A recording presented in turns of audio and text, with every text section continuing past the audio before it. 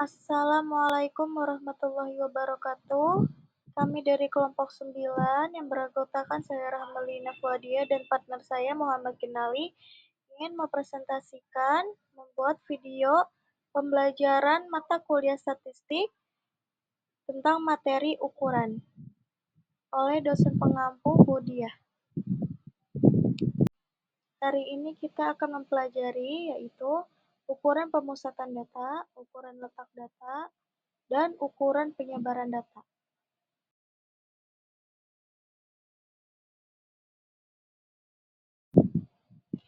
A. Ukuran pemusatan data merupakan suatu nilai yang mewakili suatu kumpulan data dan menunjukkan karakteristik dari data tersebut. Di sini terdiri dari satu, yaitu mean, kedua median, ketiga modus. Satu, mean. Mean adalah nilai rata-rata dari sekumpulan data. Nilainya yaitu jumlah dari semua data dibagi oleh banyaknya data. Di sini ada rumusnya. Mean ungrouped data atau rata-rata data yang belum dikelompokkan.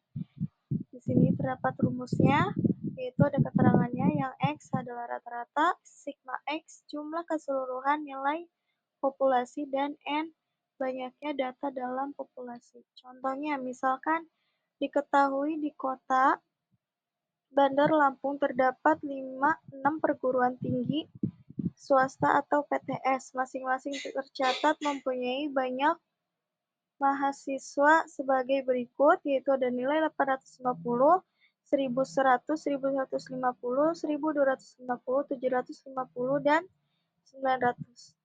Berapakah rata-rata banyak mahasiswa PTS di Kota Bandar Lampung? Jawabannya, berarti yang di sini adalah yang dicari nilai rata-ratanya, maka X. Sigma X per N yaitu sama dengan dari sigma-nya itu 850 ditambah 1100 ditambah 1150 ditambah 1250 ditambah 750 ditambah 900 per 6, hasilnya 6000 per 6 dan hasilnya jadi 1000. Yang B, main grouped data atau rata-rata data yang sudah dikelompokkan. Di sini ada rumusnya.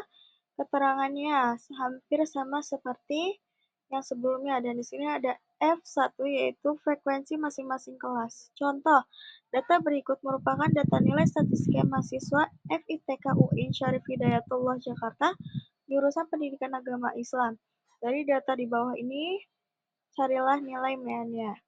Di sini ada kelas dan frekuensinya, yaitu dengan kelas 41 sampai 49 dengan frekuensi 3, kelas 50 sampai 58 dengan frekuensi 9, 59 sampai 67 dengan frekuensi 16, 68 sampai 76 dengan frekuensi 14, 77 sampai 85 dengan frekuensi 8, 86 sampai 94 dengan frekuensi 9, dan 95 sampai 103 dengan frekuensi 1. Jawabannya yaitu langkah 1 yaitu mencari nilai tengah dengan cara menjumlah nilai interval lalu dibagi 2. Langkah 2 yaitu mengalikan nilai frekuensi dengan nilai tengah. Langkah 3 yaitu menjumlahkan nilai-nilai frekuensi yang sudah dikalikan dengan nilai tengah lalu hasilnya dibagi banyaknya data. Di sini ada interval, frekuensi, nilai tengah, dan perkalian dari frekuensi dikali nilai tengah.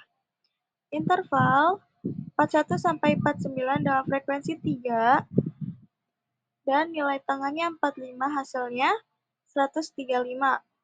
Interval 50 sampai 58 frekuensi 9, nilai tengahnya 54, hasilnya 486. Interval 59 sampai 67 frekuensi 16, nilai tengah 63 dengan hasilnya 1008. 68 sampai 76 frekuensinya 14 dan nilai tengahnya 72 dan hasilnya 1008. 77 sampai 85 frekuensi 8, nilai tengahnya 81, hasilnya 648. 86 sampai 94 nilai frekuensinya 9, nilai tengahnya 90, hasilnya 810. 95 sampai 103, frekuensinya 1, nilai tengahnya 99, hasilnya 99. Maka jumlahnya ada 4194. Di sini rumusnya X per sigma F1 X1 per N. Maka 4194 per 60 yaitu jumlahnya 69,9 dengan hasil 70. Yang kedua yaitu median. Median adalah nilai tengah dari sekumpulan data. Untuk mencari median, data harus diurutkan terlebih dahulu. Ada data ganjil. Jika banyaknya data ganjil, maka akan ada data yang letaknya tepat di tengah, yaitu data ke N plus 1 per 2. Terus ada data genap. Jika banyaknya data genap, maka nilai tengahnya adalah rata-rata dari dua data, yaitu data ke N per 2 dan N plus 1 per 2. Di sini ada median ungroup data, median untuk data yang belum dikelompokkan, N plus 1 per 2. Contoh, misalkan diketahui di Kota Bandar Lampung terdapat 6 perguruan tinggi swasta atau PTS, masing-masing tercatat mempunyai banyak mahasiswa bagi berikut: 8, 50, 1100, 1150, 1250, 750, dan 900. Berdasarkan data tersebut, maka carilah median dari data tersebut.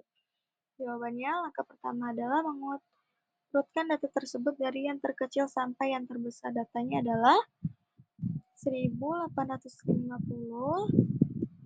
1100, 1150, 1250, 750, 900. Median. Contoh, catatan. B. Langkah 2 mencari letak median dari data yang terurut dengan rumus N plus 1 per 2 sama dengan 6 plus 1 per 2, hasilnya 3,5. Jadi letak di data ke 3,5 setelah diurutkan. Langkah 3, mencari nilai media dari data yang telah terurut, yaitu 750, 850, 900, 1100, 1150, 1250. Datum adalah data ke X, jadi nilai median untuk data genap adalah rata-rata dari nilai yang berada di tengah, yaitu 900 per 1100 per 2. Hasilnya 1000. Median grup data, media untuk data yang sudah dikelompokkan. Rumus untuk mencari letak median yaitu N plus 2. Sama halnya dengan median data ungroup, untuk mencari median data yang sudah dikelompokkan, langkah pertama adalah mencari letak median berada. Lalu setelah itu mencari beberapa nilai mediannya. Rumus untuk mencari letak median yaitu ada rumus di bawahnya dan keterangannya. TH tepi batas bawah letak median. S letak median. FMD itu frekuensi kelas median. I itu interval. Nah, di sini ada contohnya dengan kelas frekuensi 41 sampai 49 dan frekuensi 3. Berdasarkan data tersebut, maka carilah median dari data tersebut. Kelas ke-1, intervalnya 41 sampai 49, frekuensinya 3, tepi kelasnya 40,5 sampai 49,5, maka FK-nya 3. Dan seterusnya sampai kelas ke-7 dengan interval 95 sampai 130 dengan frekuensi 1, tapi kelasnya 94,5 sampai 103,5, maka FK-nya 60. Langkah awal adalah mencari letak median dengan rumus N per 2 sama dengan 60 per 2, hasilnya 30. Teman berada di kelas berapa nilai 30 tersebut dengan melihat nilai frekuensi kumulatif FK. Kelas keempat yang nilainya 40 adalah kelas yang di dalamnya mencakup nilai 30. Lalu fokus untuk melihat kelas median tersebut dan masukkan rumus untuk mencari nilai median. MD-nya sama dengan 67,5 plus buka kurung 30 min 28 per 4 kali 8, hasilnya 68,64. 3. Modus. Modus adalah nilai dengan frekuensi yang paling banyak. Dari kata lain, merupakan nilai yang paling sering muncul. Data yang tidak memiliki modus. Jika dalam sekumpulan data seluruh nilai-nilainya memiliki frekuensi yang sama, maka data tersebut tidak memiliki modus. Data yang memiliki modus. Data yang memiliki banyak modus. Jika dalam sekumpulan data terdapat beberapa nilai dengan frekuensi terbanyak, maka nilai-nilai tersebut akan menjadi modus bersamaan dan modusnya tidak tunggal. Sini ada contohnya, misalnya nilai ulangan Dewi berturut-turut adalah 80, 85, 75, 90, 85. Berapakah modusnya? Jawabannya, modusnya itu 85 karena frekuensinya paling banyak di antara data yang lain. Contoh modus data berkelompok. Berikut adalah data nilai ujian matematika dari 40 siswa yang disajikan dalam bentuk tabel distribusi frekuensi. Di sini ada nilai ujiannya dan frekuensinya. Nilai ujiannya 50 sampai 59 dan frekuensi 5 sampai seterusnya hingga 90 sampai 99 dengan frekuensi 5. Tentukan modus dari data nilai ujian matematika tersebut. Maka penyelesaiannya, kelas modus kelas dengan frekuensi tertinggi adalah kelas 70 sampai 79 dan frekuensi 12. Tapi bahwa kelas modus L 70 sampai 0,5 hasilnya 69,5. D1 12 minus 8 hasilnya 4. D2 12 minus 10 hasilnya 2. Panjang interval kelas P putri 79 sampai minus 70 hasilnya 9. Masukkan ke rumusnya. Modus 69,5 plus 4 plus 2 per 4 dikali 9. Maka 69,5 plus 6 per 4 kali 9. 69,5 plus 6. Maka hasilnya 75,5. Jadi modus dari data nilai ujian matematika tersebut adalah 75,5. B. Ukuran letak data. 1 kuartil. Di sini ada Q1, Q2, Q3, Q1 kuartil bawah, kuartil tengah, dan kuartil atas. Tentukan kuartil bawah, kuartil tengah, dan kuartil atas di atas data berikut. Nah, di sini ada beberapa contohnya. Oke, sudah tercatat ya. 2. Desel kuartil yang membagi data terurut menjadi 10 bagian yang sama. Letak desel data tunggal ditentukan dengan rumus berikut. Rumusnya ada di bawah. Contohnya diketahui data 3, 4, 5, 6, 7, 8, 9, 9, dan 10. Tentukan nilai dari D2. Letak D2, data ke-2, buka kurung, 8 plus 1 per 10.